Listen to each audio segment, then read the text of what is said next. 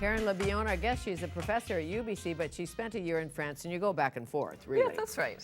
And she's written a book called French Kids Eat Everything, and in fairness, there are some things kids just don't like and adults just don't like. Sometimes a beet just doesn't appeal to you.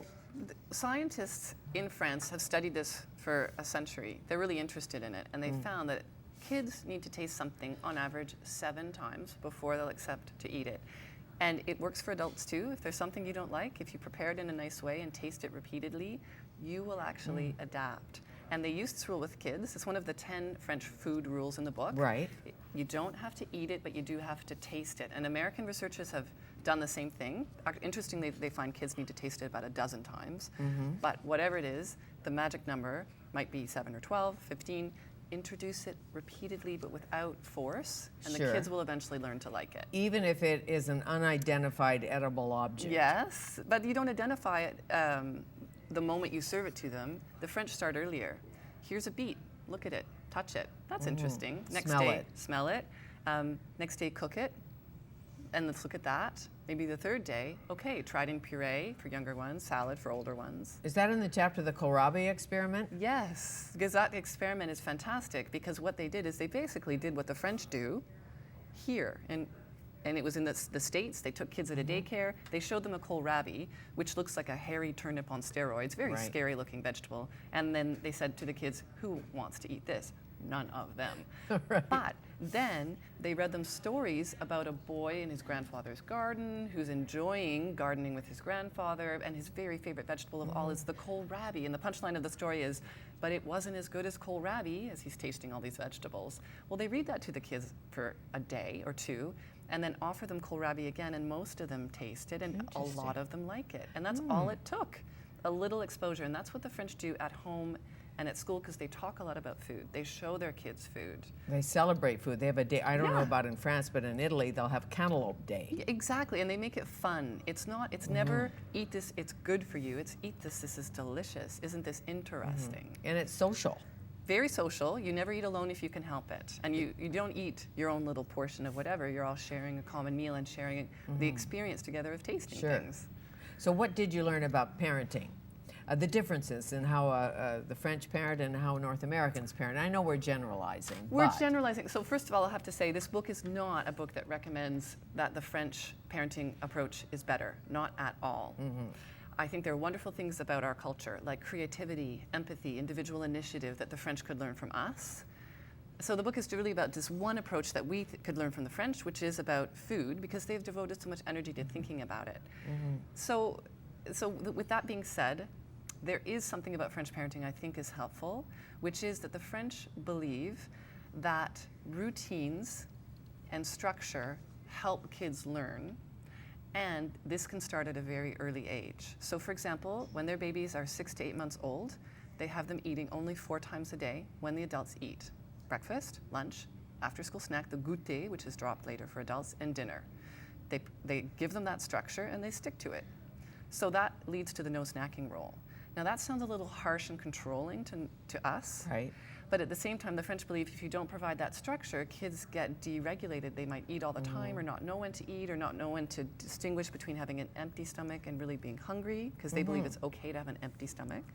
So it's okay to have an empty stomach. It's not okay to be hungry, but it's okay to have an empty stomach between meals. No one wants a kid to be hungry, but if you eat well at breakfast, eat well at lunch, you're not going to be hungry between And meals. there's a term the French use, and I can't remember what it is, but it is, I am satisfied now. Right. About the food. I'm not stuffed. Right. The parents don't ask their kids, are you full?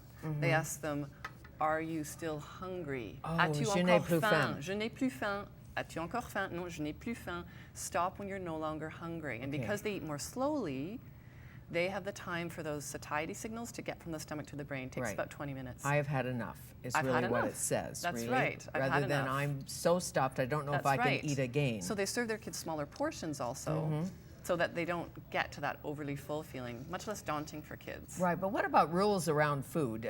Should we suspend the rules? I know your husband was a bit shocked when he went back to France about all the rules and regulations he had forgotten about in North America. It's a rule-bound society. At the same time, the book adapts the rules to our context and basically suggests rules as helpful routines and family customs that make eating healthier and better, easier for a family. So one of the rules is about variety. Don't eat the same dish more than once a week. Okay, we had pasta yesterday. We're going to have to think of something else today. Sure, because I have a grandson who only eats certain things. Yes. Right, we say it's chicken when it's not. So now we're fibbing to him. Right. Right, that's chicken. No fibbing. No fibbing. No hiding food, no sneaky chef. No, just because, okay, the French believe that learning to eat is as important as learning to read. It takes as long, right? You learn your letters, your phonemes, your words, you read to them. It takes a couple of years. Same with eating. You're teaching them all the tastes and textures, and they're eventually going to put them all together and be able to eat a huge variety of dishes. And do the French eat in their cars? No. They don't. They don't eat anywhere but sitting down at the table. It's a big no-no. And no cell phones and smartphones and upside down gadgets. Oh, they're crazy drivers otherwise in their cars. Well, that too. Putting that aside. But the amazing thing is this, it might seem like a constraint to us, but because it's such a routine for them, they don't think about it. Therefore, it's not something that they feel, they don't have hang-ups about food. They love food. Yeah. Food is great, food is fun. Well, they call the French paradox that they sip red wine and they eat brie and they don't weigh any more than we do. In fact, they usually weigh less than we do. What about the kids? Because French women don't get fat. Right. That Mireille Giuliano wrote That's so made sense to me. Yeah, so obesity rates in France are the lowest of any wealthy country for kids. They're at about less than 10%, whereas ours are 1 in 3.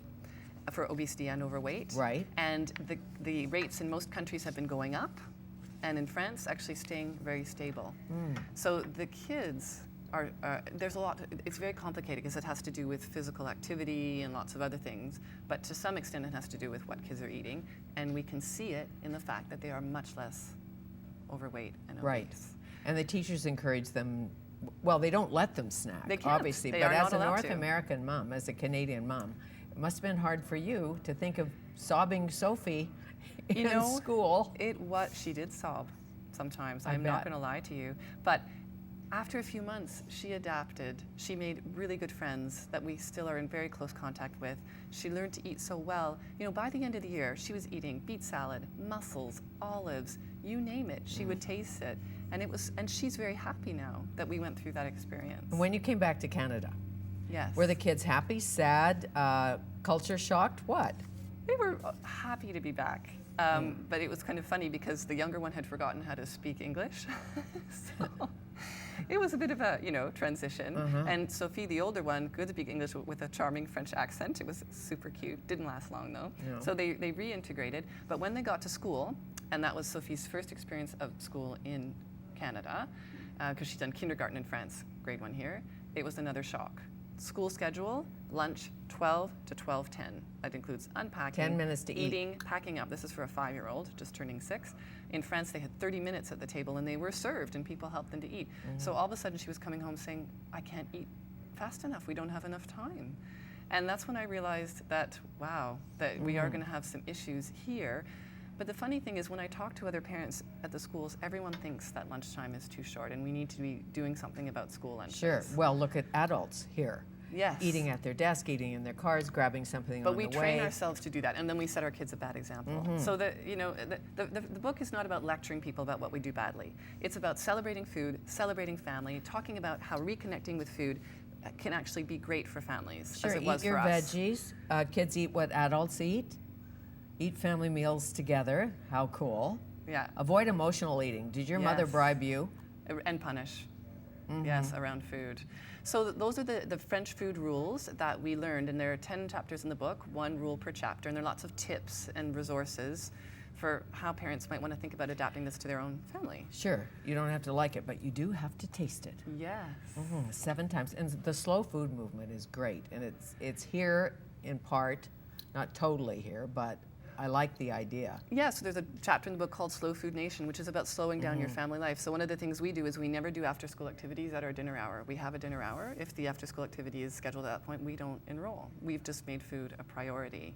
And I know that's not for everyone, but maybe some things in the book are going to be for some people. And were you culture shocked when you came back? Did you want to live in France or Canada, or could you decide? I think Okay, I love it here, and I think as much as I love France, this is my home, but I think what we're lucky to have here is the opportunity to have the best of both worlds. We can live here, but because we've got a tolerant, pluralistic society that learns and adapts easily, we could learn what the French do and adapt it to what we do here. So we've got that Quebec place. We could always learn from. Yes, we could. Yes. For sure, about pleasure. Thank you so much. What a pleasure to meet you. It was a delight. Thank you. French kids eat everything Karen Le Billon.